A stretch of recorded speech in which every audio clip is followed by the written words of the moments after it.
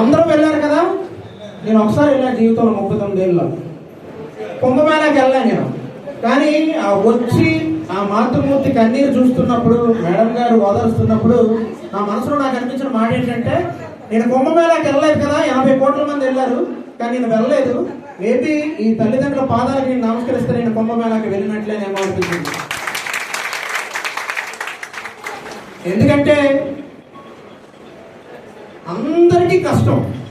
ఎందుకంటే తరతరాల నుంచి మన జీవిత విధానం, మన కళ్ళు దానం చేస్తే నెక్స్ట్ జన్మలో కళ్ళు ఏమైనా పుడతామేమో, మన శరీరాన్ని దానం చేస్తే నెక్స్ట్ జన్మలో అసలు జన్మే ఉండదేమో, మన పూర్వీకులు, మన తాతలు ముత్తాతలు మనకు చెప్పిన కథల వల్ల మనకి బలంగా నాటుకున్న ముద్రల్ని, అంటే నాకేమనిపించిందంటే వాళ్ళ బాధ ఈ సమాజానికి జ్ఞాన బోధ, వాళ్ళ వేదన ఈ సమాజానికి వేకువ, వాళ్ళ శోకం ఈ సమాజంలో చీల్చుకు పుట్టిన ఒక దీపం.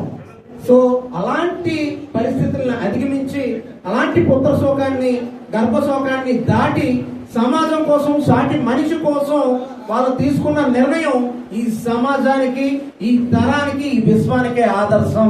ఎందుకంటే సృష్టి అంతా ఒక పక్క పెట్టిన ఒక తల్లి కన్నీటి బొట్టు, అంటే పుత్ర శోకంలో ఉన్న ఒక తల్లి కన్నీటి బొట్టు ఈ సృష్టి ఎప్పుడు కూడా సరితోకు.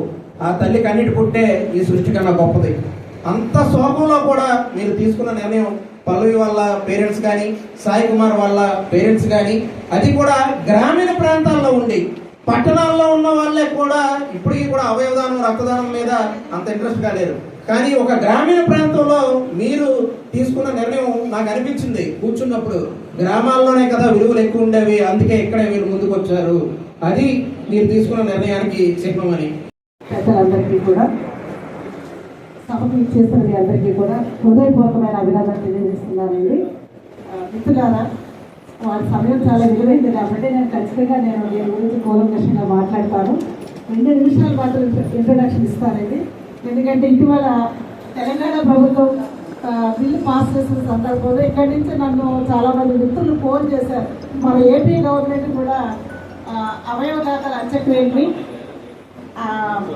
ప్రభుత్వ లక్షణాలతో చేస్తే బాగుంటుందని, అటువంటి మిత్రుల కోసం చిన్న మిత్రులు చేయదలుచుకున్నానండి.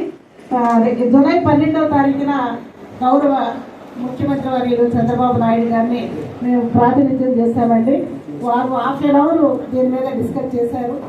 జీవనధార యాక్ట్ అనేది 2013లో తీసుకురావడానికి కూడా వారే కారణం.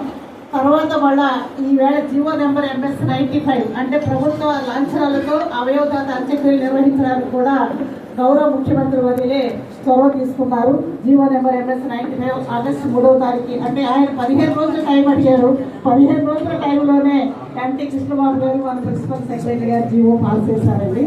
అంటే తమిళనాడు, ఒరిస్సా అండ్ కర్ణాటక, 4వ ప్లేస్లో మన ఆంధ్రప్రదేశ్, లేదా కాకపోతే మాత్రమే తమిళనాడు. అంటే మేము 6 నెలలు ప్రయత్నం చేశామండి ఆ బిల్లు పాస్ చేయించడానికి. అది పాస్ అయింది. తర్వాత పాటించారు కూడా, అంటే మన సదరన్ స్టేట్స్ అన్ని కూడా ఇదయ్యాయి, జీవో వచ్చినాయి. సో మిత్రులారా, ఈవేళ అవయవదాత ఎవరైనా చనిపోతే మన జిల్లా కలెక్టర్ కానీ, RDO గారు కానీ, ఇంకా ఉన్నతాధికారులు ఎవరైనా సరే అక్కడికి రావడం, అవయవదాత కుటుంబాన్ని పరామర్శించడం, ఒక 10,000 రూపాయలు వారికి క్రిమినల్ ఛార్జెస్ ఇవ్వటం, సన్మానం చేయడం, ఒక మెమోట్ ఇవ్వడం, సాల్వా కప్పడం, ఇదంతా కూడా దేనికి సంకేతం అంటే ప్రభుత్వం కూడా మీతోనే ఉంది. మీరు చేస్తున్న మహత్తరమైన త్యాగానికి మేము మనస్ఫూర్తిగా మీకు మద్దతు తెలియజేస్తున్నాం. మీ వెనక మేము ఉన్నామని చెప్పేసి ఒక సానుభూతిని, సహకారాన్ని, సహానుభూతిని చెందుతూ ప్రభుత్వం ఈ జీవోలు ఇష్యూ చేసిందండి. మన భారతదేశంలో మొట్టమొదట 22 సంవత్సరాల క్రితం సావిత్రిబాయి పూలే ట్రస్ట్ తరఫున మరణానంతర జీవితం ఉంది. మన అవయవాలు, మన శరీరము, మన కళ్ళు, సమస్తాన్ని కూడా మన వైద్య రంగానికి ఇవ్వచ్చు, పరిశోధనకి ఇవ్వచ్చు. నేతలుగా సరిపోతే అనుకోకుండా బ్రెయిన్ డెడ్ అయితే అవయవాలు దానం చేయొచ్చు. ఇవన్నీ కూడా మేము చెబుతున్నప్పుడు మొట్టమొదట చాలా మంది రిసీవ్ చేసుకోవడం కష్టమైంది. కానీ నేను 2010లో శ్రీ నారా చంద్రబాబు నాయుడు గారిని ఎందుకు ప్రస్తావిస్తున్నారంటే, కొంతమంది దార్శనికులు అప్పుడప్పుడు పుడుతూ ఉంటారు. వారికి ఒక విజన్ ఉంటుంది అనమాట. ఆ విజన్ ఎలాంటి వ్యక్తి మనకి ఈవేళ సీఎంగా ఉన్నారని చెప్పడం కోసం ఎగ్జాంపుల్ చెప్పారు. ఆయన నన్ను అప్పుడు ఆఫీలో కూర్చోబెట్టారు. మీరు ఎలా యాక్సెప్ట్ చేస్తారు, సమాజాన్ని ఎలా ఒప్పించగలుగుతారు, మరణం తర్వాత మీ బాడీ ఇచ్చేయండి, మీ అవయవాలు ఇచ్చేయండి అంటే ఒక పట్టాల సమాజం యాక్సెప్ట్ చేయదు కదా. ఎందుకంటే మనకు చాలా మిత్స్ ఉన్నాయండి. మరణం చుట్టూ చాలా నమ్మకాలు ఉన్నాయి. ఒప్పుకోరు కదా అన్న. ఒప్పిస్తాం సార్, బాగానే ప్రారంభించాం. 35 మంది సావిత్రిబాయి ఎడ్యుకేషన్ చారిటబుల్ ట్రస్ట్ తరఫున 2008లో ఆంధ్ర మెడికల్ కాలేజీకి మా టోటల్ బాడీని దానం చేస్తూ రిజిస్టర్ చేస్తూ రిలీఫ్ పేపర్లు ఇచ్చాం. ఈవేళ మన ఆంధ్రప్రదేశ్ తెలంగాణలో 60,000 మంది ఎట్లాంటి వ్యక్తులు టోటల్ బాడీ డొనేట్ చేస్తూ మనకి వచ్చారు, రిజిస్టర్ చేశారు. తర్వాత చాలా మంది అవయవాలు ఇస్తామన్నారండి. మొట్టమొదటి బండా కామేశ్వర గారు అని ఒక టీచరు మేడం నుంచి ఆడుకుంటూ పడిపోయారండి. ఆయన పడిపోతే 12 ఏళ్ళు సాయి మనోహర్ కృష్ణ సావుపతుల మధ్య ఉన్నారు. కేర్ హాస్పిటల్లో డాక్టర్ బ్రెయిన్ డెడ్ అని డిక్లేర్ చేశారు. అవయవాలు ఇచ్చేస్తామని ఆ తల్లి నాకు ఫోన్ చేశారు. నేను అచ్చితాపురం మండలంలో అప్పుడు టీచర్గా పనిచేస్తాను. నేను స్కూల్ అసిస్టెంట్నే, నేను కూడా టీచర్ని. నాకు ఆశ్చర్యం అనిపించింది. అప్పటిదాకా మనకు జీవనధారణ అనే యాక్ట్ లేదండి. ఎవరికి మన అవయవాలు? ఆవిడికి ఒక దేహం 18 జీవం చెప్పేసి ఆంధ్రజ్యోతి నవ్యాలో మాకు 2 పేజ్ ఇంటర్వ్యూ ఆవిడ చదివారు. నా ఫోన్ నెంబర్ ఉంది అందులో. కాబట్టి ఆవిడ వెంటనే నాకు ఫోన్ చేశారు. కేంద్ర రాష్ట్ర ప్రభుత్వాన్ని కదిలించడానికి మాకు 2 రోజులు పట్టిందండి. అయినా సరే సక్సెస్ అయ్యాం. సాయి మనోహర్ కృష్ణ సదా స్మరామి అని చెప్పేసి అన్ని పేపర్ల పదార్థ శీర్షికలు వచ్చాయి. పుట్టిన దొక్కులో కూడా అంతులేని ఔదార్యం అని చెప్పేసి ఆ రోజు పేపర్లు కీర్తించాయి. అప్పుడు మాకు అర్థమైంది, అవయవదానం అనేది ఒక చట్టం లేకపోతే అవయవాలు ఇస్తామన్న వాళ్ళు ముందుకు వచ్చినప్పుడు అవయవాలు ఎవరికి అమర్చాలి? ఇదంతా ప్రభుత్వమే చేయగలుగుతుంది. ప్రభుత్వం మాత్రమే ఒక యంత్రాంగం ఉంటే ఎక్స్పర్ట్ డాక్టర్ టీం ఉంటారు. ఇదంతా కూడా ఒక టాస్క్ ఫోర్స్ ఏర్పాటు చేయగలుగుతుంది. కాబట్టి ఒక 3 సంవత్సరాలు మేము ప్రయత్నం చేశామండి.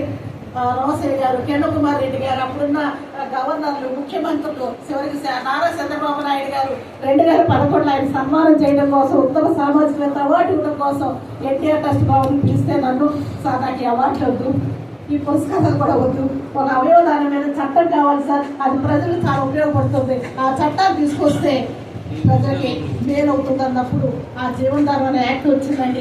ఈవేళ మీకు తెలుసు 2013 నుంచి 2024 మధ్యలో 1000 మంది చనిపోతే ఆ 1000 మంది కొన్ని 1000 మందికి ప్రాణం పోస్తారండి. ఒక వ్యక్తి దాన్ని సరిపోతూ 8 మందికి ప్రాణం పోస్తున్నాడు. ఈవేళ చిట్టు తల్లి పల్లవి, అట్లాగే మన సాయి కుమార్, అట్లాగే నిన్న కాక మన ఆదిలక్ష్మి గారు, మన శాంతకుమార్ టీచర్ గారి యొక్క అమ్మగారు, వారికి కూడా బ్రెయిన్ డెడ్ అయితే అవయవాలు దానం చేశారు. అట్లాగే మన శ్రీకాకుళం జిల్లాలో 15 ఏళ్ళ అబ్బాయి ఎగ్జామ్స్ రాయడానికి వెళ్తూ బ్రెయిన్ డెడ్ అయితే ఆ తల్లిదండ్రులు కూడా ముందుకు వచ్చి అవయవదానం చేశారు. ఈవేళ మానవత్వంలో, ప్రేమతత్వంలో, ఇచ్చే గుణంలో, సాటి మనిషిని ఆదరించడంలో ఎంత దయాకరుణ ప్రేమ మన చుట్టూ ఈ మనుషులు చూస్తున్నప్పుడు వీళ్ళు ఎంత గొప్పవాళ్ళు మనకు అర్థమవుతుంది. సార్ ఇంత గొప్పవాళ్ళు అవయవదానం చేసి సరిపోతుంటే ఎందుకు సార్ వాళ్ళు అనామకులుగా వెళ్ళిపోవాలి? వాళ్ళు ఎందుకు మనం అవయవాలు తీసుకున్న తర్వాత ఒక మూట కట్టి ఎందుకు పేరెంట్స్కి ఇచ్చేయాలి? ఒక దేశానికి సేవ చేసి సరిపోతున్న సైనికులు ఎంత గొప్పవాడు మన దృష్టిలో. అధికార లాంఛనాలతో ఆయనకి ఎలాగైతే వీడుకోలు చెబుతున్నామో, తాను మరణిస్తూ ఒక 8 మందిని బతికించి సరిపోతున్న ఆ అవయవదాత కూడా అంతే గొప్పవాడు కదా అని మేము రాష్ట్ర ప్రభుత్వానికి, కేంద్ర ప్రభుత్వానికి రాసినప్పుడు నోట్ అవ్వాలి ఒక డైరెక్షన్ ఇచ్చారండి. ఆ డైరెక్షన్ ప్రకారం ఈవేళ మన అన్ని రాష్ట్ర ప్రభుత్వాలు, ముఖ్యంగా మన ఆంధ్రప్రదేశ్. ధన్యవాదాలండి. తల్లిదండ్రులు అలాగే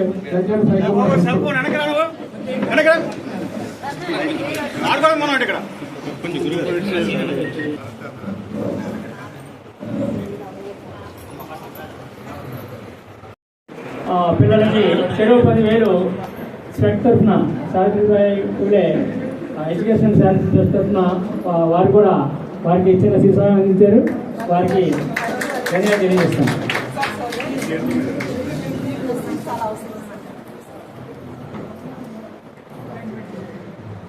మంత్రి గారు కూడా సభ్యులకి నమస్కారం అండి. నేను సాయి కుమార్ వాళ్ళ మేనమామను. అయితే